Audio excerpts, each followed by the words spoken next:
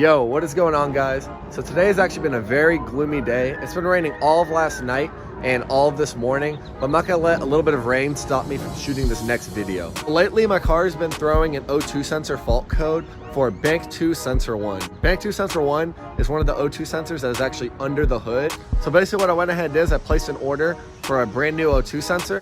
This right here is the brand new sensor. It is Bosch, so it's OEM. OEM parts are actually what's used on the car from the factory. Anywhere over 100,000 miles, your car is susceptible to having a bad O2 sensor it failing on you. So we're gonna go ahead and knock this out and replace my faulty one with a brand new Bosch one. So right now we're gonna go and take y'all under the hood. So the one we're replacing today is not going to be the easier one. So you have two. You have one of them right over here, right under the engine bay to the left side of the engine cover. You can see right there. That's Bank 1 Sensor 1. That controls the first 3 cylinders that fire.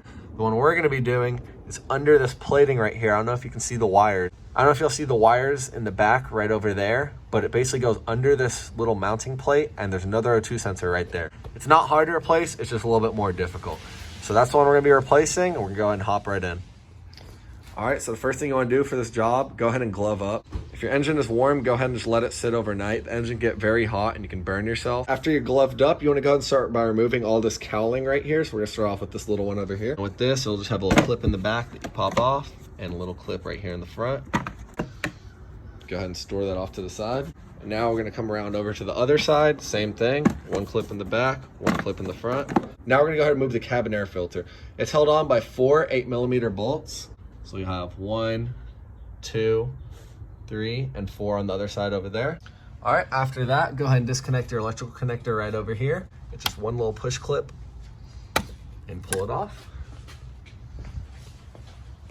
And then you'll have the hood latch sensor right here. Same thing, one clip and pull it off. And then you'll have 1 8mm bolt right over here. Mine is not there anymore. Then after that, go ahead and get a flathead in and you can kind of just pull this off. Once these electronics are pulled out of the way, this will just simply remove out.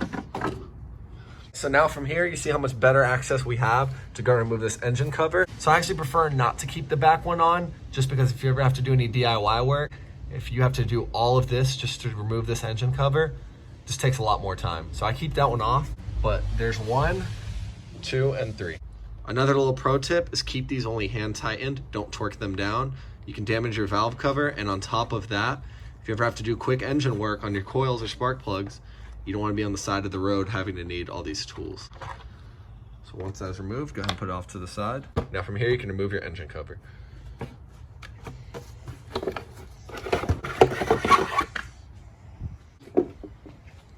Now from here, you see how much better access we have to go ahead and remove this O2 sensor running back there. So now the first thing you want to do, go ahead and remove this little plate. That plate right there that I'm pointing at is held on by 2 E8 bolts that are held in going this way. So you need an E8 socket to put on there. All right, so now we have our E8 socket right here, and we're gonna go ahead and get it in behind the little metal plate back there. Once you feel it locked on, you don't want to strip this because then you're screwed. Go ahead and loosen it. And it's not that tight. Maybe give it 1 turn, and then the rest you can hand remove it. So go ahead and get your socket back in there. From here, we can just hand loosen it. And just like that, there's our first bolt. And then you're gonna go right back in, and the other one is just on the opposite side. And once you have a solid latch on it, give it some torque, just like that, and the rest you can remove by hand.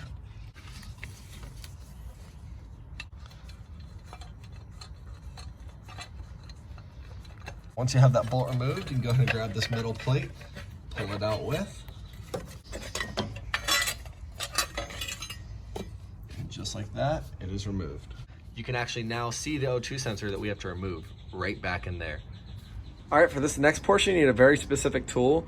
You need an offset O2 sensor wrench. Basically what this is, you can buy the socket that slides over the top, but just because of the location of the O2 sensor, you need an offset one. All right, and the reason why you need this offset O2 sensor wrench is because you see the location of the O2 sensor from back there. You can't just use a regular O2 socket.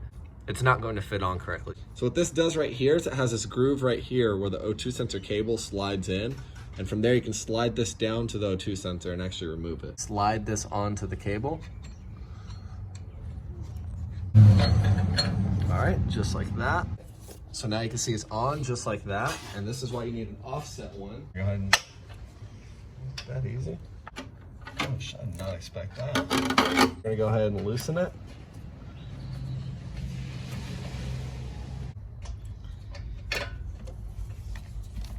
And just like that, your O2 sensor is removed. So now what we're gonna go ahead and do is cycle it the whole way back through here. And I have my O2 sensor wiring actually rerouted. So usually the O2 sensor harness is gonna be somewhere else, but basically just go ahead and trace the wiring back on it. So this right here is gonna be the harness, and simply unplug it. Just like that. Pull out the wiring and your O2 sensor is now removed. This O2 sensor isn't necessarily bad. You can clean these by just getting some carb cleaner and hitting them with that. Or if you get a little cup full of gasoline, you can just submerge the sensor in it and it'll clear up all the little nodes on there. So we're gonna go ahead and get your brand new sensor. And something about these O2 sensors is the front and rear are actually the same exact sensor. There's a price difference between the two. One is more expensive than the other just because one is longer. If you actually end up buying the longer one is actually cheaper. It's only $80. Shorter one is about 120 bucks, even though it's the same exact sensor. So I went ahead and bought the longer one because it was cheaper. And what I'm basically gonna do is I'm gonna go ahead and just bunch up some of the excess wiring and kind of zip tie it off. Now you can see we already anti-seized it. That way it's not bad next time I remove it. And you wanna be very, very careful not to touch this or scrape it up against anything. So now we're gonna go ahead and feed it back under into its little groove. Again, make sure you don't scratch it up against anything. And go ahead and reinsert the sensor. And the wiring is going to twist up on you like this. Basically just use common sense and untwist it.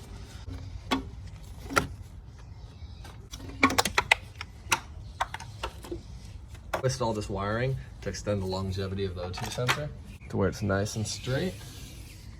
Then you're going to feed this back through to where we had it. Go ahead and reconnect your wiring harness. All right, so now since, like I said, we ended up getting the longer O2 sensor, we're gonna go ahead and just zip tie the excess off.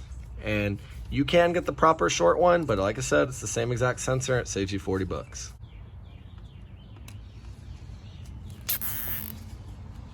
All right, so now we're gonna go ahead and reinstall this metal plate back in.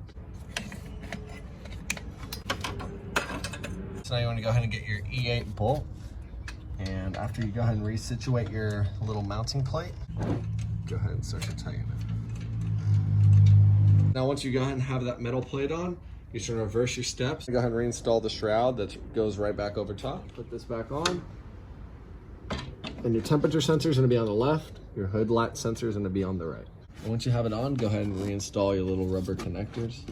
So now you can go ahead and reinstall your temperature sensor over here, install your hood latch sensor. After that, you're gonna go ahead and just reinstall your cabin air filter and go ahead and reinstall your little 8mm bolts. All right, so go ahead and install your bolt just like that over here. All right, so from here, go ahead and put your engine cover back on. Now once this is on, go ahead and pop your 10mm bolts back in the front. Again, I recommend you don't put the back one. In case you ever break down the side of the road, you need to remove this real quick. You don't have to remove all those shrouds again. All right, so once our bolt's back in, we can go ahead and reinstall the shroud over there. And on the flip side, pop your shrouds back on with the two clips. Once those clips are secured, you'll go ahead and punch in this little rubber grommet over here. All right, now same thing for this side over here.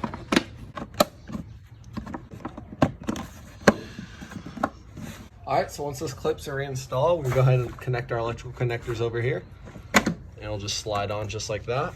And from here, we're good to go. Now we're gonna go ahead and clear the O2 sensor from inside the car and go ahead and fire the car up. And we're gonna turn the electronics on, but not the full vehicle.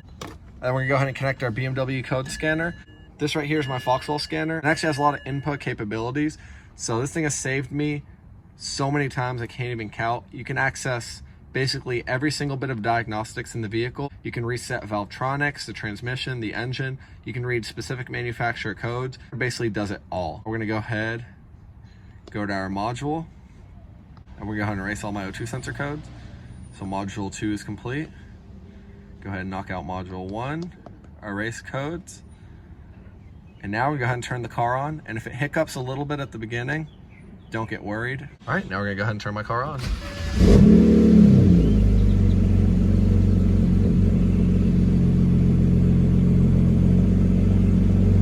And as y'all can see, it's good to go.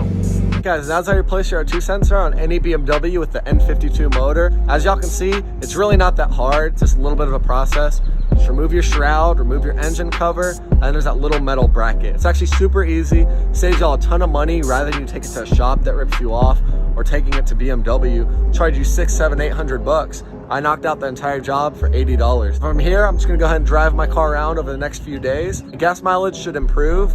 Other than that, my performance behind the pedal should also improve. But that is how you place an O2 sensor on these cars, guys. I love y'all for all the support. If y'all like the video, go ahead and drop a thumbs up. If you're not subscribed, go ahead and smash that subscribe button. And if y'all have any ideas for any more videos that y'all having trouble with, or just any cool ideas, go ahead and leave a comment down below and I'll be sure to do them. Thanks for watching. I'll see you on the next video. Peace.